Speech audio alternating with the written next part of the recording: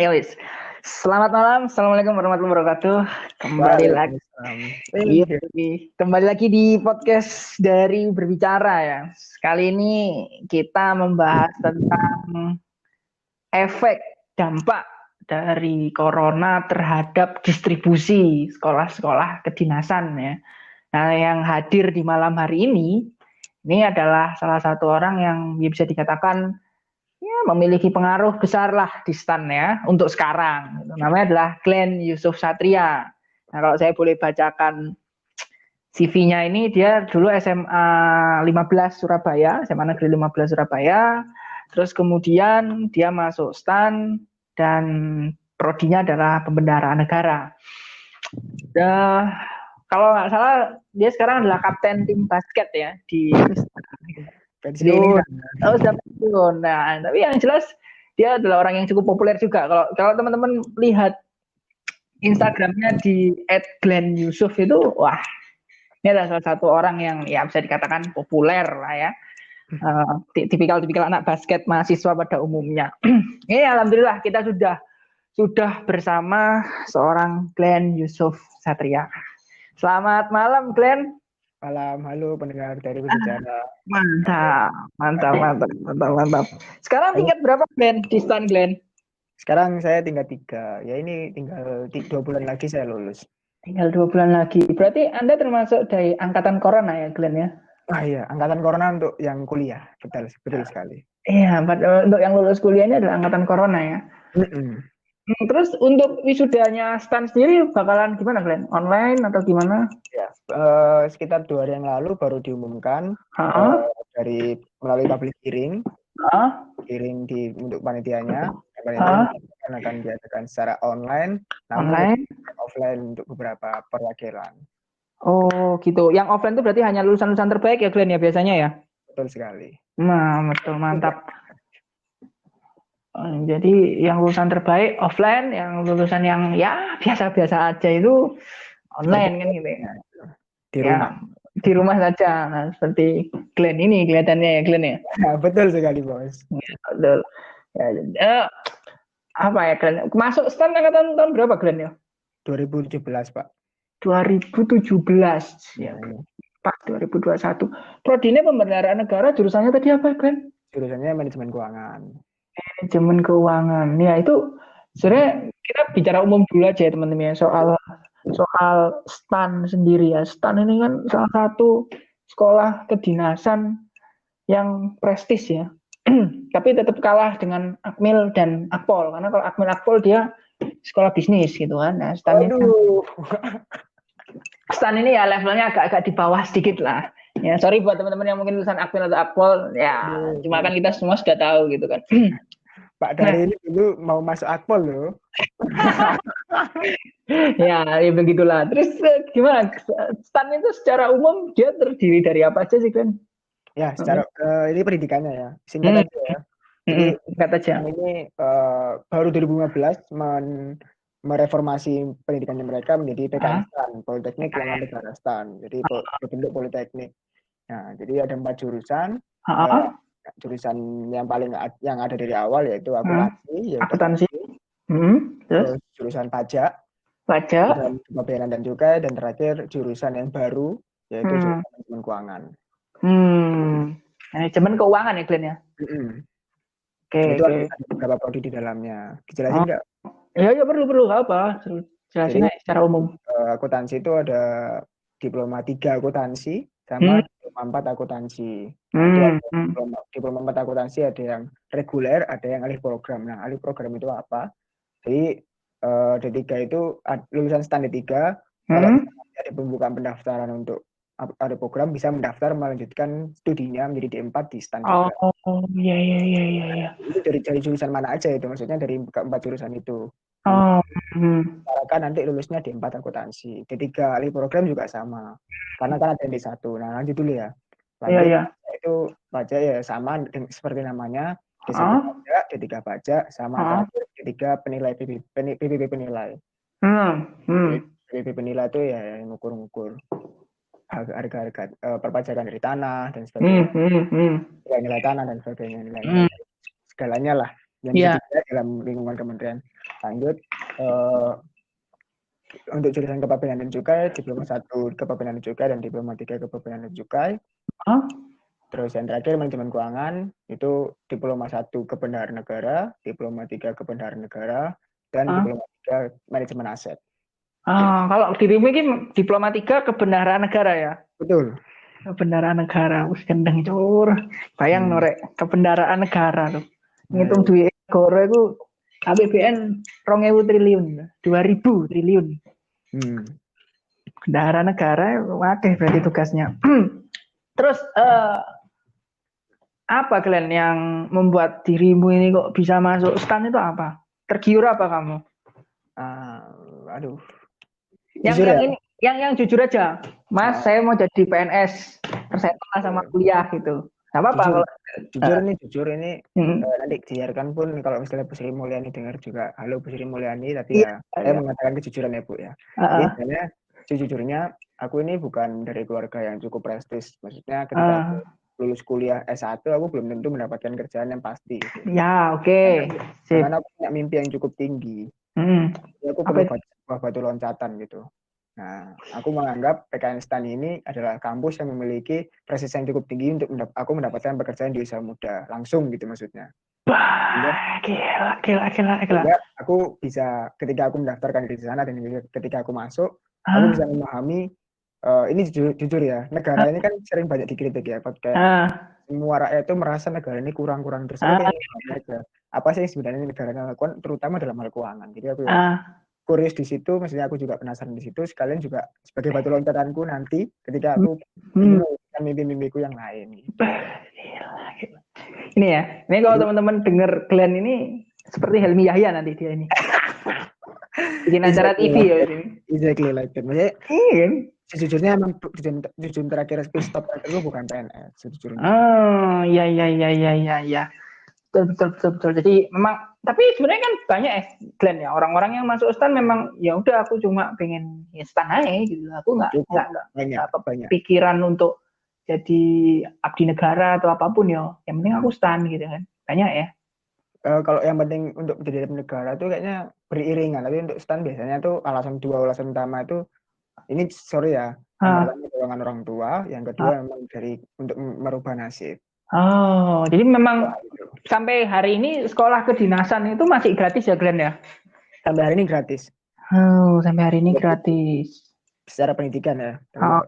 Kuota itu ada beberapa yang dibantu oleh kampus tapi nggak semua. Kan sekarang kan kebetulan PJJ kan. Wah iya nih PJJ nih. Gimana Glenn kalau PJJ itu ada subsidi dari kampus, uang pulsa atau apa? Kalau dari kampus secara lembaga itu setahu saya ada, kemarin sudah disurvei, setahu saya ada beberapa yang akhirnya dibantu gitu. Itu secara lembaga ya, tapi kan ada yang dari Ikatan Alumni, terus ada sebuah organisasi juga di dalam Ikatan Alumni tersebut namanya PKA, program kakak asuh. Jadi program kakak asuh itu juga punya adik asuh yang diasuh gitu loh Mas, maksudnya. Jadi ceritanya ya mereka itu dibantu melalui sana, ada yang dibantu melalui organisasi daerah, banyak hal yang ya itulah di PKS kan lumayan sinergitas mengenai kesadaran akan ketidakmampuan orang tuh segitu besarnya, jadi reliefnya di situ. Gila ini penting ya untuk teman-teman mahasiswa yang mungkin akan mendengarkan ini. STAN itu memberikan kemudahan bagi mahasiswanya, jadi mahasiswanya nggak sampai demo-demo tuh. Nggak kayak di mana UGM, UNER barusan, UI alhamdulillah ya, saya alumni UI alhamdulillah UKT-nya agak turun gitu. Tapi menunjukkan bahwa ya adanya kesadaran dari lembaga untuk memberikan bantuan ya Glenn ya istilahnya ya. Memberikan bantuan. Wow, luar biasa. Protes pasti ada, tapi ya kita dengan cara yang lain gitu.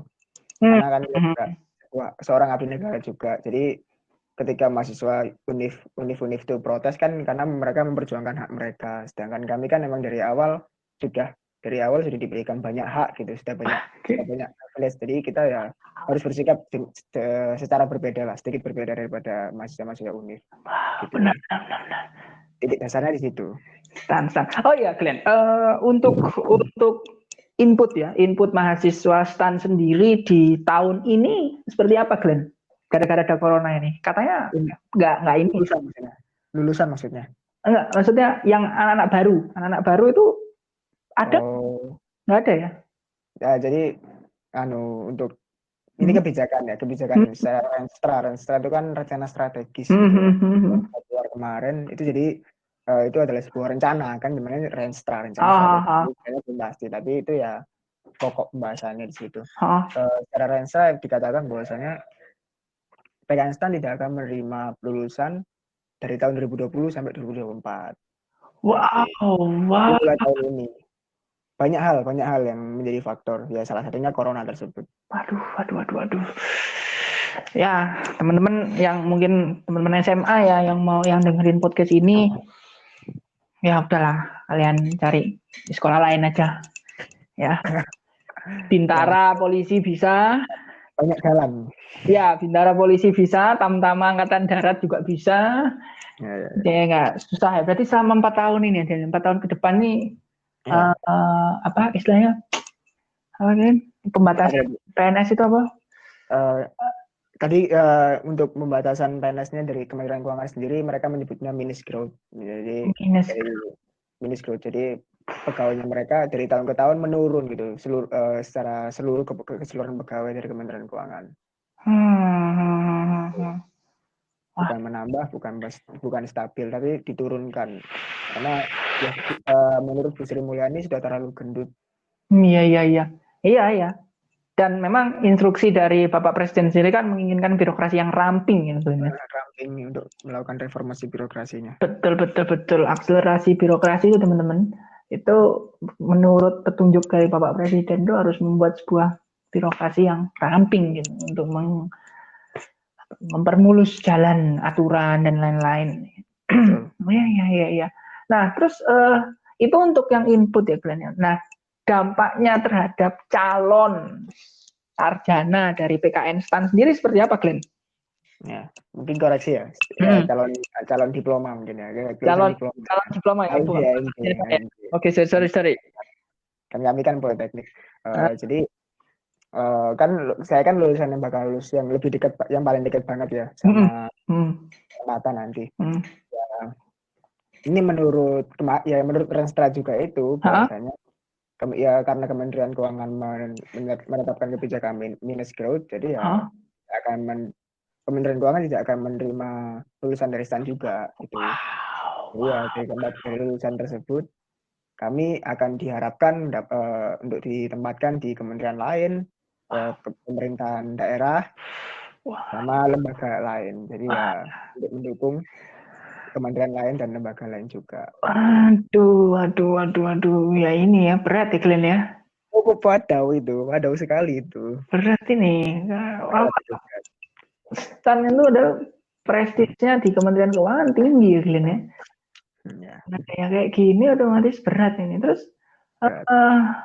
dirimu sendiri secara pribadi seperti apa Glenn untuk mempersiapkan ini Glenn? Kalau nanti di mana gitu. Nah, jujur ya. Jujur aku kan saya ini bukan orang yang cukup pintar, dan saya juga bukan yang terbaik, bahkan untuk mencapai rata-rata saja mungkin belum gitu. Nah, jadi secara sejujurnya saya ini dari awal emang nggak berharap apa-apa gitu. Nah, terus dari Kementerian Keuangan doang dari tahun ke tahun. Cuma kebetulan tahun ini Kementerian Keuangan nggak ada. Gitu.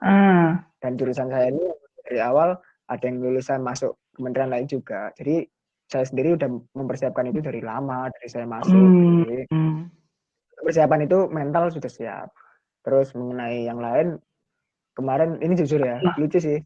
Saya belajar masak, saya belajar untuk berorganisasi lebih. Nah, saya juga mulai mempelajari apa-apa saja yang dipelajari, yang harus dipahami sebagai seorang PNS daerah, PNS kementerian lain gitu. Jadi jujur, ketika saya penempatan saya bisa melakukan banyak hal. Ya ini yang ini yang perlu teman-teman ketahui nih ya. Ini memang salah satu orang yang nanti bakalan menggantikan Helmi Yahya ini ya, model-model gini nih, model-model kayak Glenn gini nih. Keinginan belajarnya tinggi teman-teman. Jadi nggak hanya terfokus pada satu keilmuan saja, tapi kemudian belajar masak, belajar ini luar biasa. Yusuf Satria, wah. Terus di ini ya, di mana namanya, di kegiatan sehari-hari ini gimana Glenn? Untuk Aku apa mahasiswa? Iya semua. Setelah corona ini Stan seperti apa model pembelajarannya? Oh, model pembelajarannya ini ya sama seperti yang lain, siswa yang diinstruksikan oleh Kementerian Pendidikan juga, bahwasanya diinstruksikan untuk melakukan PJJ atau pembelajaran jarak jauh secara online atau daring. Ya udah, kita juga secara online. Jadi kalau dari Stan sendiri sih dipercayakan kepada dosen-dosen masing-masing. Jadi saya ini punya grup WhatsApp sama, karena saya sekarang cuma ada 4 matkul ya, dengan masing-masing matkul berisi anak kelas beserta dosen-dosennya. Jadi setiap minggu aku ya absen di sana sama dosennya. Ada yang absen melalui Zoom atau Google Meet, ada yang melalui live Instagram, bahkan ada yang melalui WhatsApp saja, banyak. Jadi ada yang mengikuti dosennya gitu. Tapi menurut sebagai seorang mahasiswa ya, sebagai seorang pelajar, efektif nggak sih Glenn? PJJ itu Glenn? Aduh, sebenarnya aku ini bukan orang yang cukup pantas yang ngomong kayak gini, tapi kan kamu merasakan sebagai seorang siswa ya. Misalnya kalau aku di offline pun sebenarnya juga belajar nggak terlalu, tapi hampir nggak belajar aku. Ini aku belajar cuma UTS tok. Kemarin kan UTS nggak belajar sama sekali aku. Waduh. Iya, susah aja Glenn ya. Maksudnya interaksi itu yang tetap penting ya Glenn ya. Karena jujur aku sendiri nih nggak bisa belajar di kelas biasanya, emang belajar sama teman. Jadi saya sendiri biasanya kalau nggak ketemu teman ya nggak akan belajar. Justru dorongan untuk belajar ketika melihat teman saya belajar gitu. Nah sekarang kan yang saya lihat kan kasur. Iya, susah. Ya ini memang ini ya, corona itu berdampak pada semuanya teman-teman ya. Jadi nggak hanya mungkin teman-teman yang bekerja swasta atau apapun gitu. Nah calon-calon pegawai negeri seperti ini pun juga ada masalah.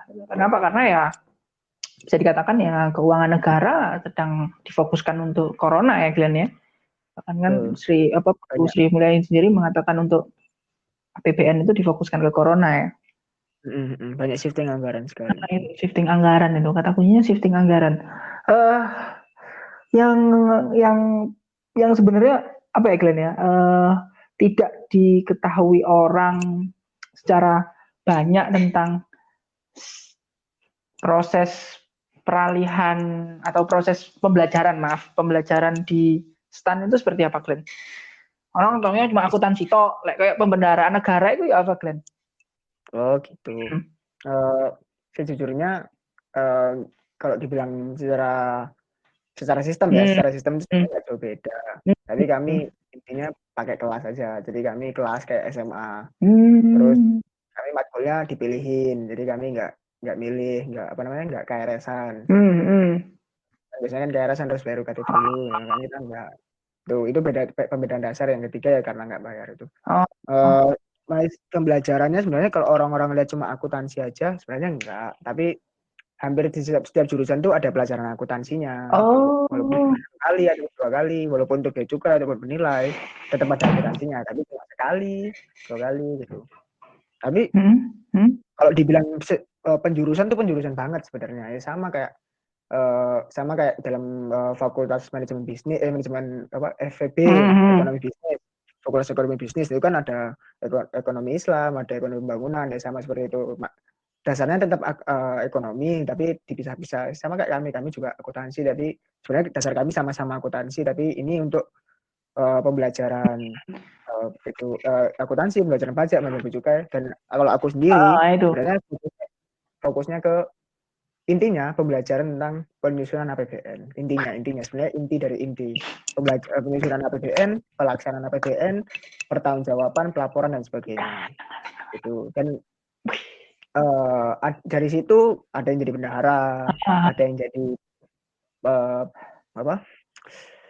jadi penunjuk keputusan apa ya namanya, sebagai pemegang keputusan dari APBN dan sebagainya. Itu di Direktorat Anggaran namanya, Direktorat Jenderal Anggaran.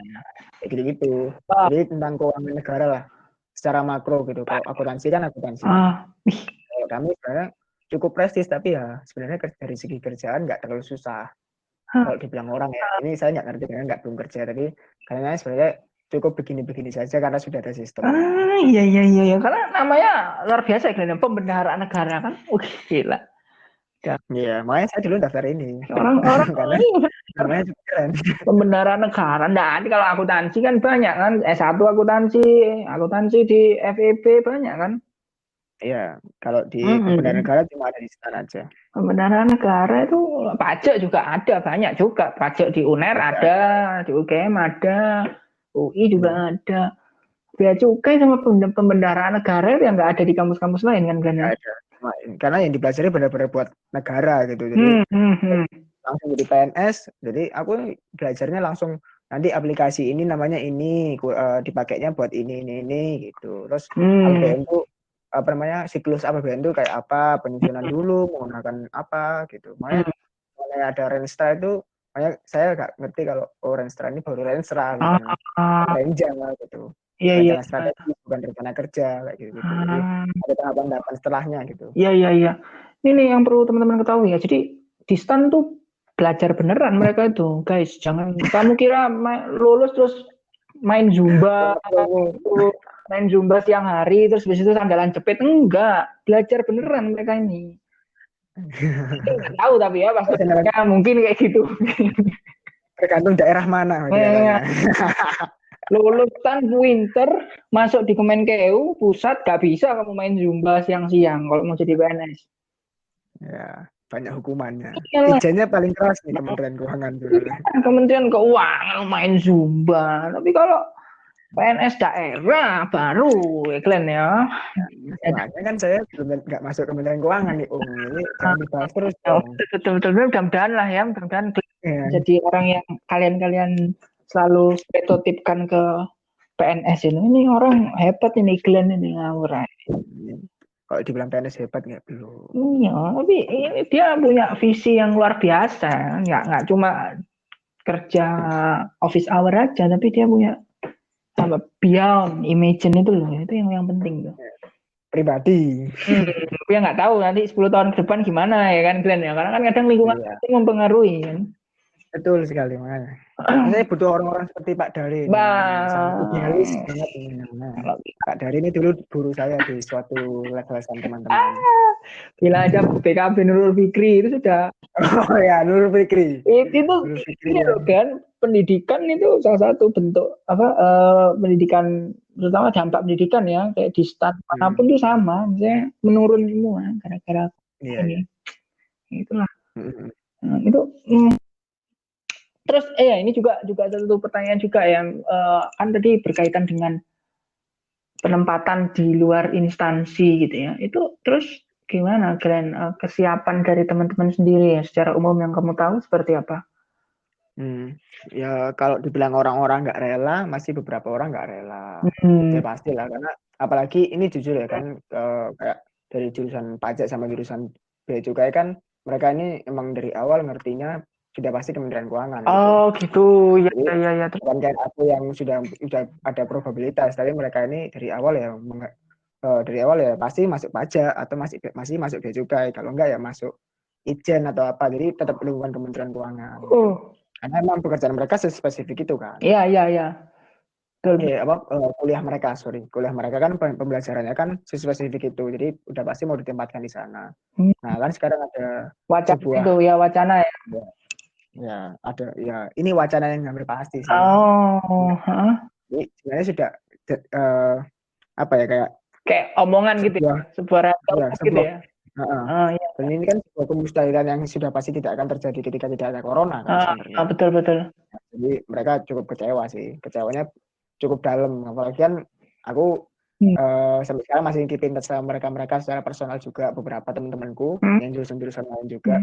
Ya mereka masih terpukul beberapa, tapi ya life must go on gitu. Harusnya tapi mereka sudah mulai menerima walaupun tetap menyalahkan corona gitu.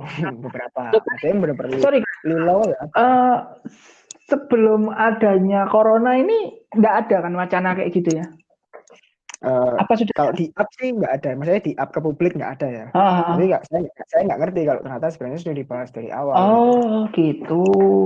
Itu untuk kesempatan ya. Tapi kalau untuk yang yang di kuliah ditutup itu sebenarnya alasan utamanya corona dan mau mereformasi birokrasi di BK instannya sendiri, sistem pendidikan dan sebagainya, biar lebih efektif ke depannya.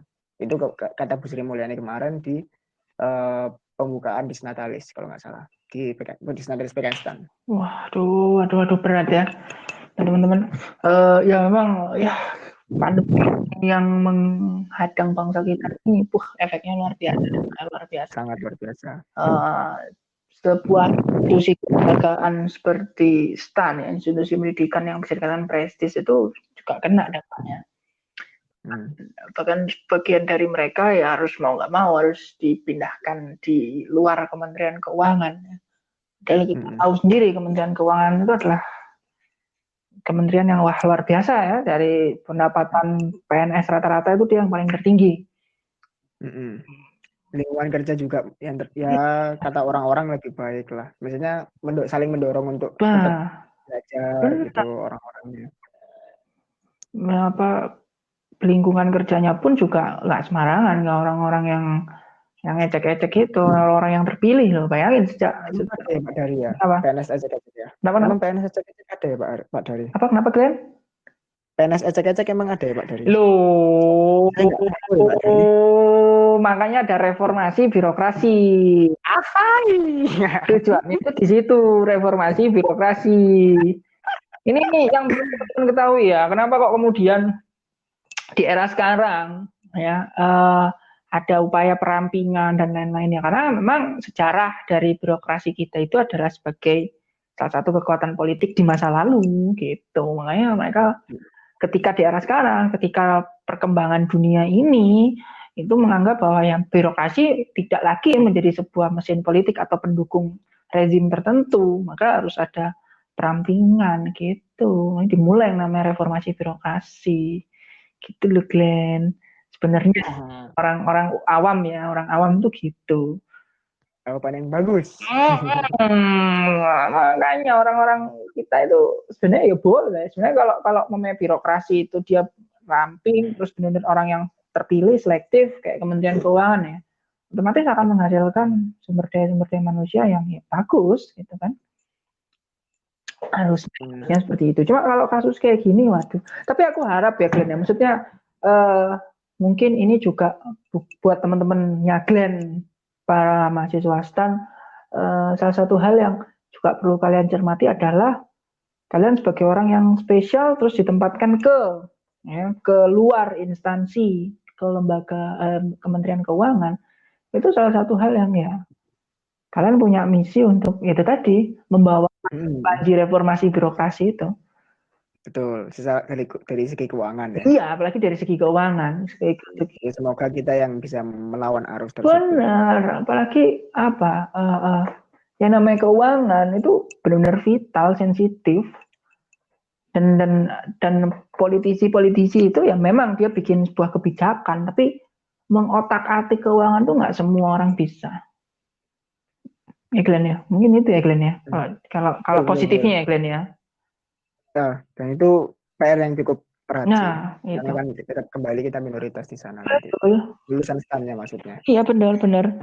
Dan nggak bisa superior atau sok-sokan sih, karena ya culture, budaya daripada kementerian lain itu tentu saja pasti berbeda. Ini jadi tantangan ya Glenn ya.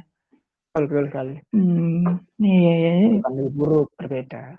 Lainnya memang luar biasa ini. Hari ini malam ini kita mendapat insight yang luar biasa dari STAN itu, karena beberapa waktu ini itu viral banget Glenn, pembicaraan tentang sekolah kedinasan nggak buka, tutup, apalagi STAN. Ya kan, STAN ini kan salah satu sekolah kedinasan sipil ya, sekolah kedinasan sipil di apa kan yang ini kan yang kan ada ya forum untuk sekolah-sekolah kedinasan. FMKI, Forum Mahasiswa Kedinasan Indonesia. Nah ya di antara ini yang paling prestis itu STAN. Orang tahu pasti STAN itu. Daripada sekolah agraria atau sekolah tinggi ilmu statistik gitu kan. Makanya, ya, siapa itu Pak Dari? Ya ada. Ini agraria statistik itu ada. Ya karena saya juga nggak tahu kalau ada sekolah kedinasan lain, ya kan? Kan STAN ini ibaratnya kalau sekolah kedinasan satu levelnya sama IPDN kan? Ya mungkin saja seperti itu. Saya takut menjawab nih bos. Satu-satu. Iya, satu level gini masih selevel ya. Ya ada unda-undi didik tapi ya sudah lah nggak apa-apa ya satu level. Makanya sempat kemarin muncul banyak kekhawatiran tuh dari teman-teman dan ternyata sudah diputusin ya Glenn ya nggak bakalan terima mahasiswa ya Glenn ya. Tahun ini pasti kan sudah lewat. Tahun depannya itu nggak tahu deh kan. Dunia ini berputar cukup cepat gitu ya. Jadi kita nggak ngerti kebijakan-kebijakan itu bakal kayak gimana. Nah itu yang untuk teman-teman yang anggap bahwa PNS ada kepastian masuk sekolah kedinasan kepastian belum tentu kawan. Ya, di tengah pandemi semua seperti ini belum ada kepastian yang jelas kecuali kalau teman-teman ini atau anda sekalian sudah jadi PNS, nah baru ada kejelasan. Untuk yang mau, nah ini makanya yang pasti kita tahu bahwa sekolah kedinasan itu ada pembatasan ya, ada apa sih? Bukan remunerisasi, istilahnya pembatasan itu apa kalian? Dalam apa itu? Untuk apa itu? Untuk pembatasan moratorium ya. Moratorium daripada sekolah-sekolah kedinasan ini. Ya, makanya semua ya Mas. Iya, semua sekolah kedinasan apapun itu ya. Jadi ada pembatasan yang cukup tinggi, cukup banyak. Nah, tapi untuk kalian yang ingin tetap sekolah kedinasan, ya sudah masuk aja kepolisian, militer, itu ada masih buka ya. Masih buka besar-besaran itu. Ini dibuka besar-besaran. Jadi bisa ini bisa dipastikan bahwa STAN pertama skop lulusannya atau diplomanya ahli madianya itu tidak lagi ditempatkan di Kementerian Keuangan sampai tahun 2024. Sampai tahun 2024. Yang kedua adalah pembatasan moratorium daripada siswa-siswa yang nanti akan masuk gitu. Itu yang kita dapat pada malam hari luar biasa ya. Glenn. Ya. Luar biasa.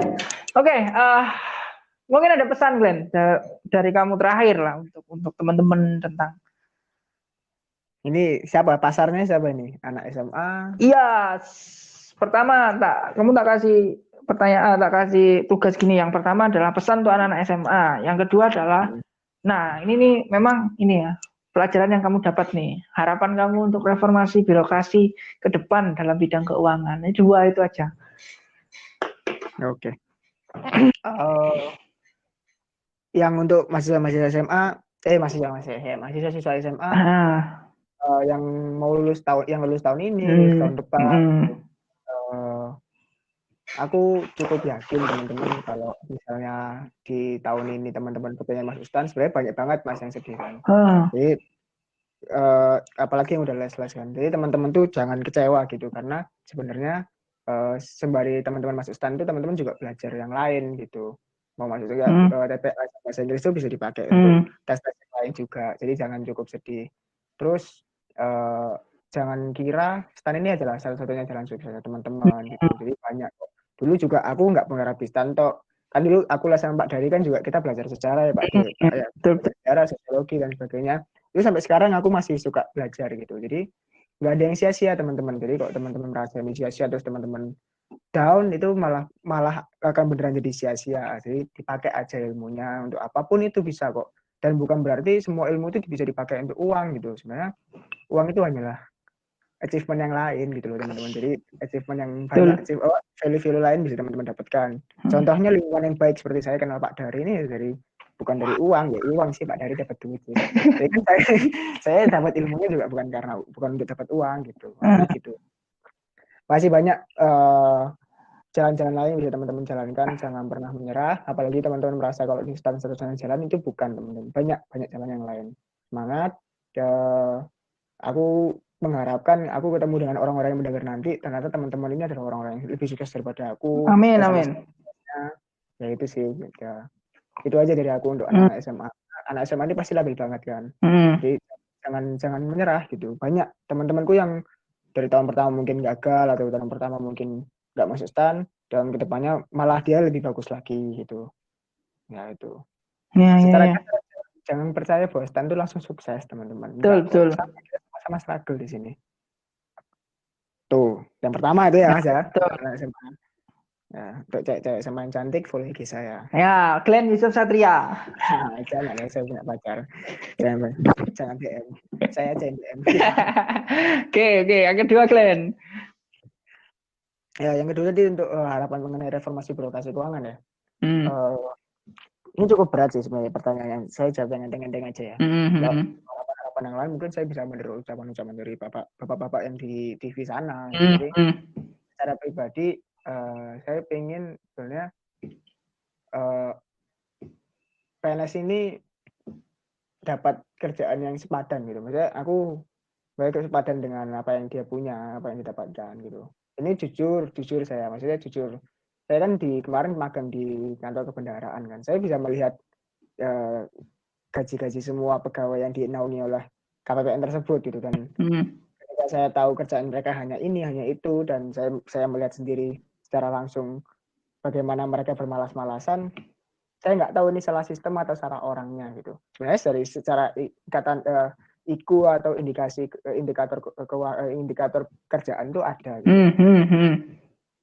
Terus? Jadi saya berharap itu aja, dan banyak yang saya kayak kasar ya, tapi sudah saatnya kita bereformasi bukan untuk mencari uangnya gitu. Intinya secara pribadi gitu. Kita bereformasi ya karena look around gitu. Kita memang sudah sejauh ini kalau teman-teman masih kan ini PNS kan resistnya mengharapkan SPPD dan sebagainya. Saya belum PNS, saya nggak pantas sama ini.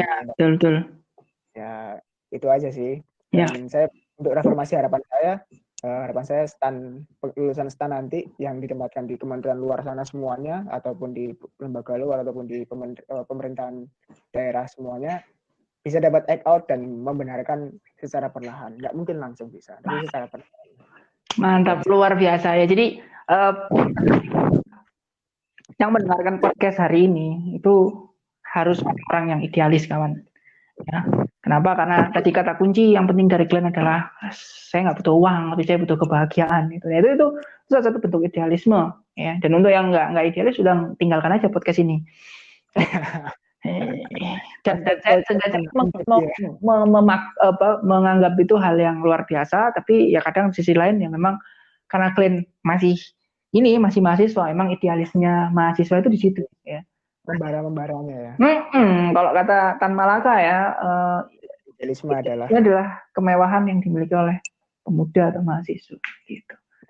Jadi itu ya untuk malam ini. Terima kasih untuk teman-teman yang sudah mendengarkan, dan aku harap ya kalian bisa follow atau setidaknya bisa memberikan donasi juga setiap bulannya untuk membuat konten ini semakin lebih bagus, podcast ini semakin lebih maju. Saya akan menghadirkan ya beberapa orang-orang yang memiliki pengalaman yang kita bisa sharing ya. Jadi itu, terima kasih waktunya Glenn ya. Ya, sama-sama. Ini podcast dari Berbicara cukup sekian. Assalamualaikum warahmatullahi wabarakatuh.